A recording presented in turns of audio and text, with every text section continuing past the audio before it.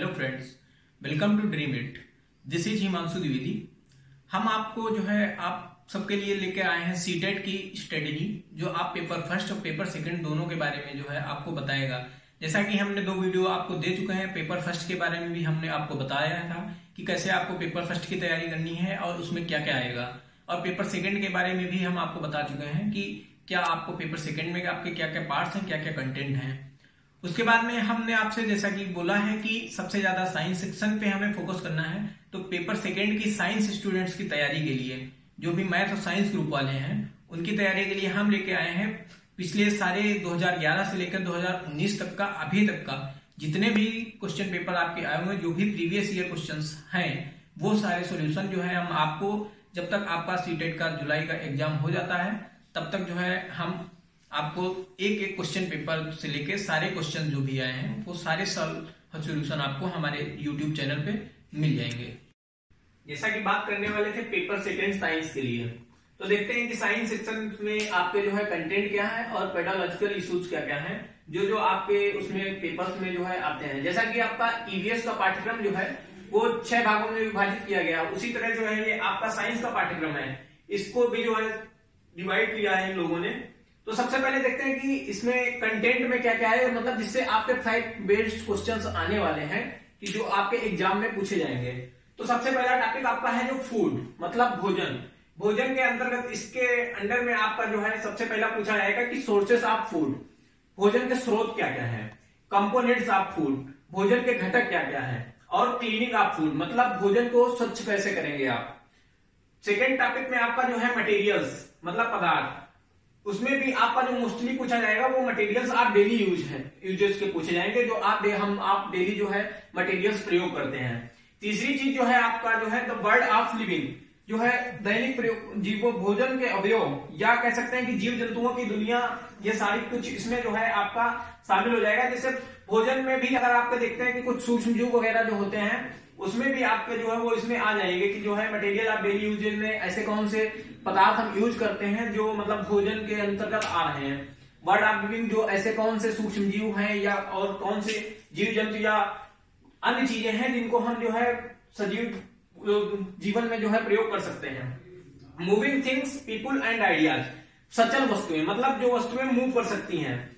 लोग हो गए और जो भी अपने विचार आपके आइडिया। हाउ थिंग्स वर्क, चीजें कैसे कार्य करती हैं। इलेक्ट्रिक करंट एंड सर्किट्स,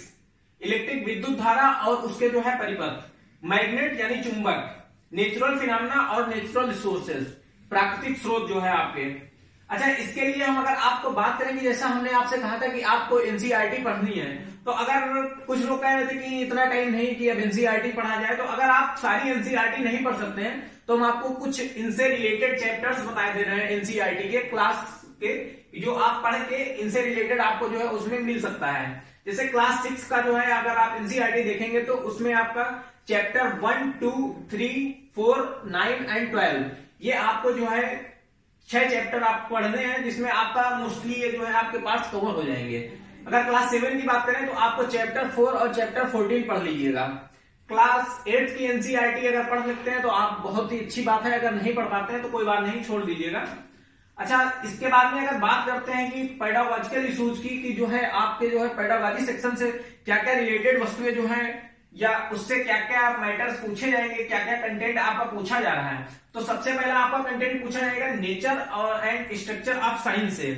मतलब कि जो है प्राकृतिक पद्धति, विज्ञान की प्रकृति और संरचना, विज्ञान की प्रकृति कैसी है और उसकी संरचना कैसा है। Natural science, AIIMS and objectives, प्राकृतिक विज्ञान, लक्ष्य और उद्देश्य। आप लोग बोर्ड पे देखते रहिएगा, इस पे आपको सामने लिखा दिख रहा है, हम आप जो है स्क्रीन पे देख रहे हैं जो है क्या क्या उसमें आपका कंटेंट। अंडरस्टैंडिंग एंड एप्रिसिएटिंग साइंस,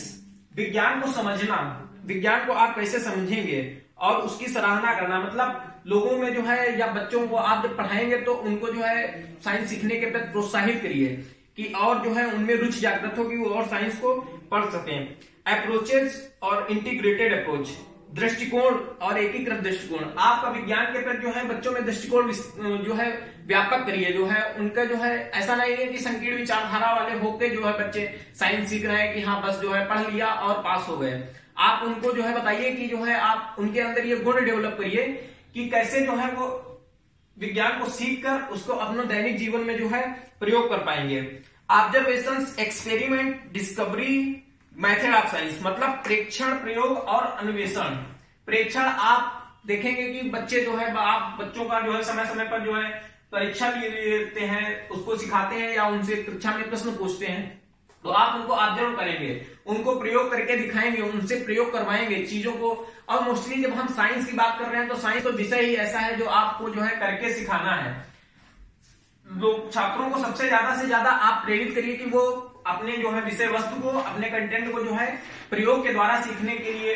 प्रेरित हों। डिस्कवरी, आप छात्रों को इस तरह के क्वेश्चन दीजिए, इस तरह की जो है उनके अंदर भावना विकसित करिए, इस तरह का जो है मोटिवेशन लाइए कि वो जो है नई नई चीजों के बारे में पता करें और उनके बारे में खोजने का प्रयास करें। इनोवेशंस, अभिनवता, मतलब क्या क्या नई चीजें। ऐसा नहीं है कि कोई चीज आप पहले से जो जिस तरह से पढ़ाते आ रहे थे कि जो है अगर आपने बल का सूत्र पढ़ा दिया है, मान लो, हालांकि इसमें अभी जो है आपका क्लास 6, 7, 8 में फोर्स है, लेकिन उतना जो है वो नहीं है। अगर आप सीधे बता दे रहे हैं कि F बराबर m, आप सूत्र ला के आप जो है उनको सीधे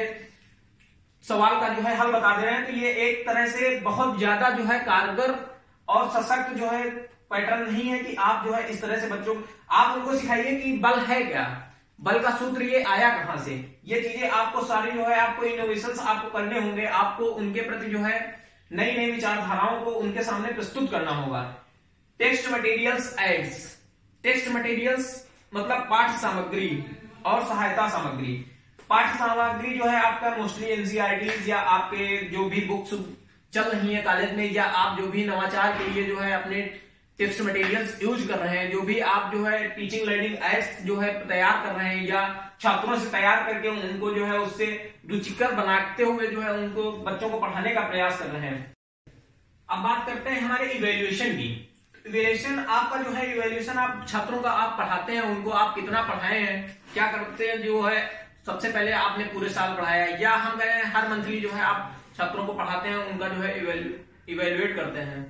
उसके बाद में जो है कॉग्निटिव साइकोमोटर इफेक्टिव, मतलब संज्ञानात्मक, आपको जो है संज्ञानात्मक तरीके से बच्चों को पढ़ाना है। प्रभाव जो है उनके ऊपर पढ़ाने का प्रभाव आपका ऐसा पड़ना चाहिए कि वो जो है रुचि के साथ आपके बातों को सुन सकें, आपकी बातों को समझ सकें।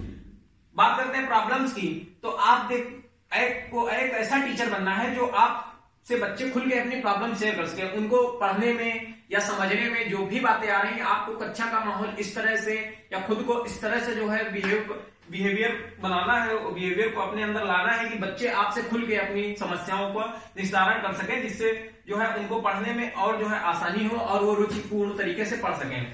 बात करते हैं रेमेडियल टीचिंग, जो सबसे लास्ट हमारा टॉपिक है पेडागॉजिकल सेक्शन का, तो यह है आपका उपचारात्मक शिक्षण। आप जो है